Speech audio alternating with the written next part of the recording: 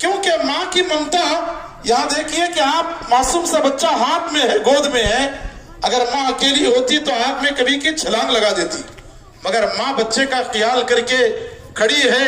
اللہ تبارک و تعالی ماں کو بولنے کی، بچے کو بولنے کی صلاحیت دیتا ہے۔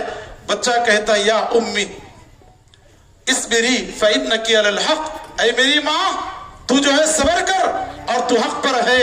یہ بات سن کر کے ماں خوشی سے بچے کے ساتھ آگ میں چھلانگ لگا دیتی ہے۔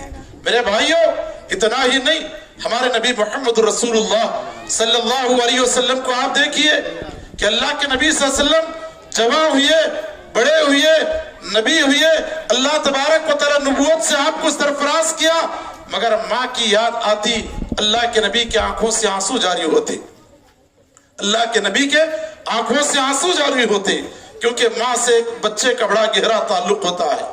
اللہ کے نبی صلی اللہ علیہ وسلم بے چین ہو جاتے ماں کو یاد کر کے۔ اللہ تبارک و تعالیٰ سے نبی نے اجازت طلب کی کہ میں میری ماں کی قبر تک جاؤں۔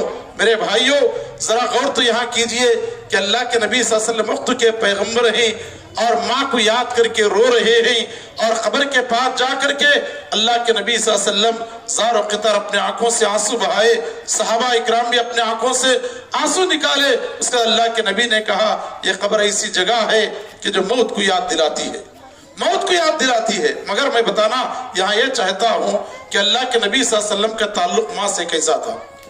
تو میرے بھائیوں اور میری ماں اور بہنوں، میں بتانا یہ چاہتا ہوں کہ ماں کا کردار اپنے اولاد کو تربیت کرنے میں، یا ماں اپنے اولاد کو تربیت دینے میں بڑا اہم رول رکھ سکتی ہے۔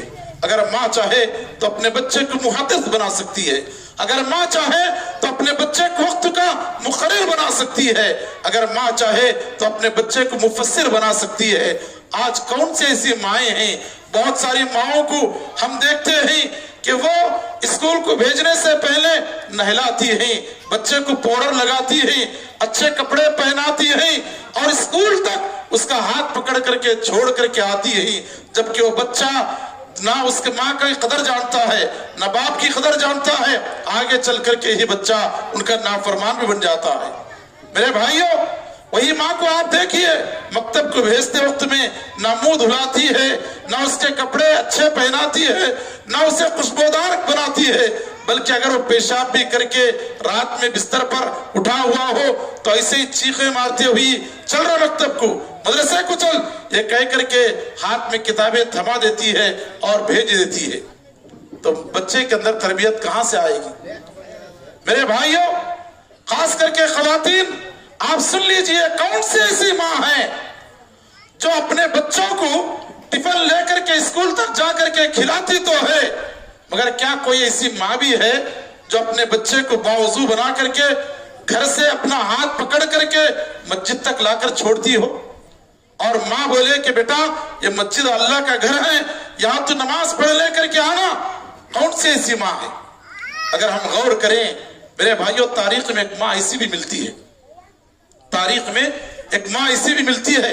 امام احمد بن حنبل رحمہ اللہ علیہ بہت بڑے محدث ہیں، بہت بڑے محدث، ان کی حدیثوں کی کتاب سارے عالم کورس کرنے والوں کو پڑھائی جاتی ہے۔ امام احمد بن حنبل رحمہ اللہ علیہ کی حدیث کی کتاب مسند احمد کے نام سے مشہور ہے۔ آپ کو معلوم ہونا چاہیے کہ امام احمد بن حنبل رحمہ اللہ علیہ کے والد کا جب انتقال ہوا، ماں جو ہے اپنے بچے کو تربیت کے لیے اپنے آغوش میں لے لیتی ہے۔ سخت سردی کا زمانہ ہوتا ہے، ٹھنڈی کے دن ہوتے ہی، اس کے باوجود ماں کیا کرتی ہے؟ اپنے گھر میں خود وضو بناتی ہے، بچے کو وضو بناتی ہے، صبح کی نماز کے لیے اپنے بچے کا ہاتھ پکڑ لے کر کے مسجد تک جاتی ہے، بچے کو مسجد میں چھوڑتی ہے، اور مسجد کے باہر ماں نماز پڑھتی ہے، بچہ مسجد کے اندر نماز پڑھتا ہے۔ آگے چل کر کے ماں کی اس تربیت کے نتیجے میں اللہ تبارک و تعالیٰ نے امام احمد بن حنبل رحمہ اللہ علیہ کو وقت کا محدث بنایا، بہت بڑے محدث بن گئے، بہت بڑے امام بن گئے۔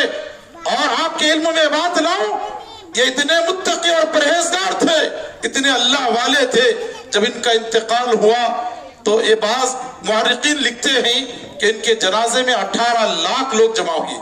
کتنے لوگ؟ 18 لاکھ لوگ ان کے جنازے میں جمع ہوئے۔ اور امام احمد بن حنبل رحمہ اللہ علیہ کے جنازے کو دیکھ کر کے اس وقت میں جمع ہوئی پبلک کو دیکھ کر کے ایک نہیں دو نہیں 20,000 لوگ اسلام قبول کیے. 20,000 عیسائی بھی سکھ بھی صرف امام احمد بن حنبل رحمہ اللہ علیہ کے اخلاق، ان کا تقوی، ان کی عبادت، یہ سب لوگوں کے سامنے جھلکتی ہوئی نظر آ رہی تھی. صرف ان کے جنازے کو دیکھ کر کے 20,000 لوگ اسلام قبول کیے. کون سی ایسی ماں ہے جو امام احمد بن حنبل رحمہ اللہ علیہ کے جیسا تیار کرے؟ اور ایک واقعہ بتا کر کے میں اپنی بات کو ختم کرنے کی کوشش کروں گا. میرے بھائیوں، ماں تو ماں ہوتی ہے، جب وہ دعا کرتی ہے تو اللہ تبارک و تعالیٰ اس کی دعا کو رد نہیں کرتا، اس کی دعا کو رد نہیں کرتا. اسی لیے تو ماؤں کی دعائیں ضرور دنیا میں رنگ لاتی ہیں، ضرور دنیا میں رنگ لاتی ہیں. آپ دیکھنا ہو تو امام بخاری رحمہ اللہ علیہ کو دیکھیے. امام بخاری رحمہ اللہ علیہ جن کی کتاب فضیلت کے بچوں کو مدرسے میں پڑھائی جاتی ہے اور ان کی سند جب ملتی ہے تو ایک شان سمجھی جاتی ہے، یعنی صحیح بخاری کی سند یقیناً ہر عالم کو دی جاتی ہے جب فضیلت تک تعلیم حاصل کرتے. امام بخاری رحمہ اللہ علیہ کے والد بچپن میں گزر گئے. ماں اپنے بچے کو گود لیتی ہے اور پرورش کرتی ہے. بچہ دھیرے دھیرے بڑا ہوتا ہے. ہوتا کیا ہے کہ دھیرے دھیرے اس کے آنکھوں سے روشنی غائب ہو جاتی ہے، بچہ اندھا بن جاتا ہے. ماں کا دل پکار اڑتا ہے، تڑپ اڑتا ہے، یا اللہ یہ کیسے ہو گیا؟ میں یہ ارمان رکھی تھی کہ میں میرے بچے کو عالم دین بناؤں، میں میرے بچے کو تیرے دین کا عالم بناؤں، مگر یہ کیا، میرا بچہ نابینا بن گیا، اندھا بن گیا. باپ نہیں ہے، باپ کا سایہ اس کے سر سے اٹھ چکا، میرا بچہ جو ہے نابینا ہو چکا ہے. اے اللہ میری ارمانیں آج مٹی میں مل جائیں گی.